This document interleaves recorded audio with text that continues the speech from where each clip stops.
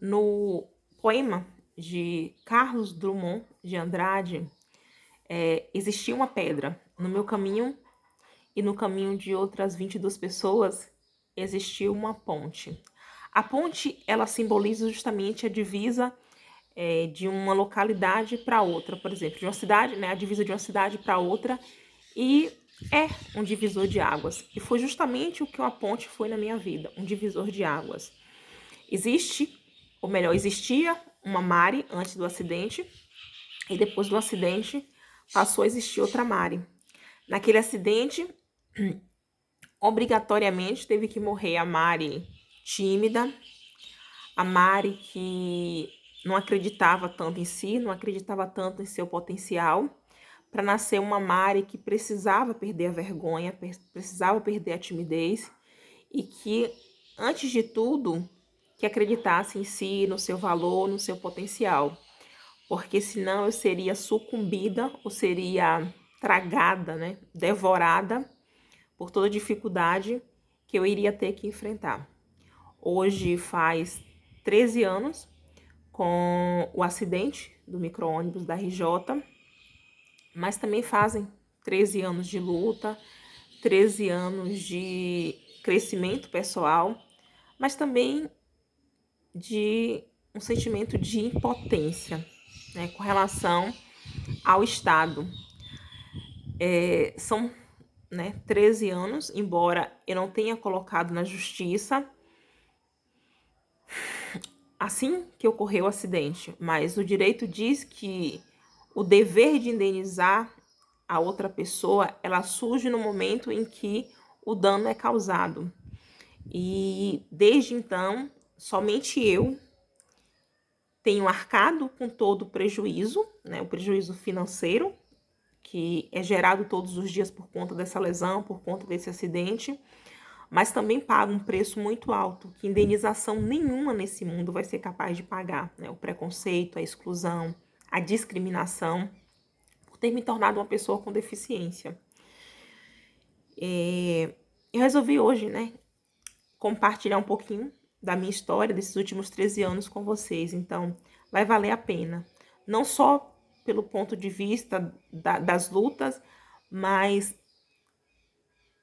por todo o aprendizado, né, que eu consegui colher durante esses 13 anos, que pode, né, com certeza servir de inspiração para cada um de vocês. Eu não sei exatamente por onde é que eu começo, eu não fiz um script, eu não fiz um roteiro, mas eu acredito que toda história ela precisa começar, né, pelo início. Era amanhã, né, de 21/7/2009. Um dia antes eu havia começado a construir a minha casa. O meu sonho era ter meu cantinho, um lugar onde eu pudesse estudar, um lugar onde eu pudesse me concentrar. Eu sempre, ou melhor, desde os meus 18 anos, eu comecei a perceber que o caminho para a transformação que eu desejava para minha vida, ela passava pelo caminho dos estudos. Então eu queria ter um cantinho onde eu pudesse estudar, onde eu pudesse ficar tranquila. E no dia 21 eu tomei a decisão, né, de ir em Feira de Santana, na Caixa Econômica, para ver como funcionava o crédito estudantil FIES, né, porque antigamente a gente não tinha tanto acesso à internet como nós temos hoje. E eu queria também tomar um empréstimo para ver se eu conseguia terminar a minha casa. E aí eu fui, né? Quando eu cheguei na caixa, o atendente toda hora levantava o tempo todo, levantava o tempo todo. Eu até brinquei, falei assim, nossa, ele deve estar com dor de barriga.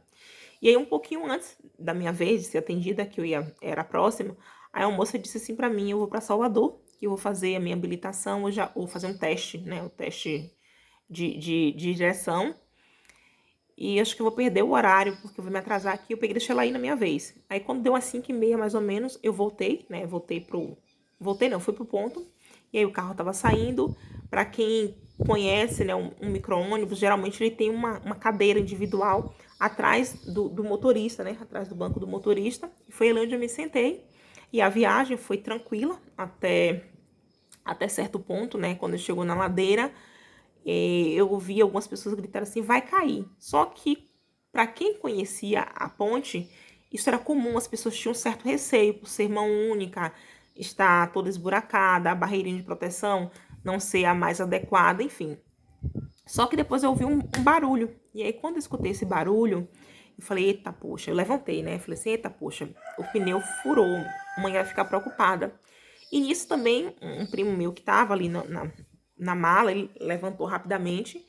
E aí, né, o ônibus despencou. No início eu não imaginei, né, que fosse o ônibus caindo. E eu lembro que alguém falava assim, ajuda a gente, ajuda a gente, ajuda aqui, gente. Ela tá viva, com a voz bem assim, ofegante.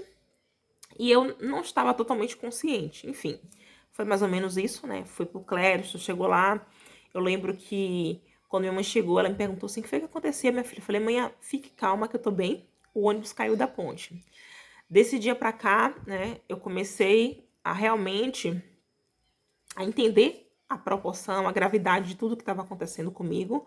Desde o momento do acidente eu não consegui mais andar. Eu já fui retirada lá do ônibus, na maca.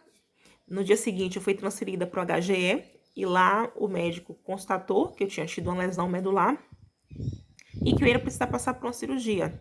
Só que, na verdade, assim, eu ainda não tinha, né, a noção exatamente do que era uma lesão medular. 4 dias depois eu recebi a visita de um médico anestesista, como eu disse, eu perguntei ele qual era a possibilidade de andar e tal.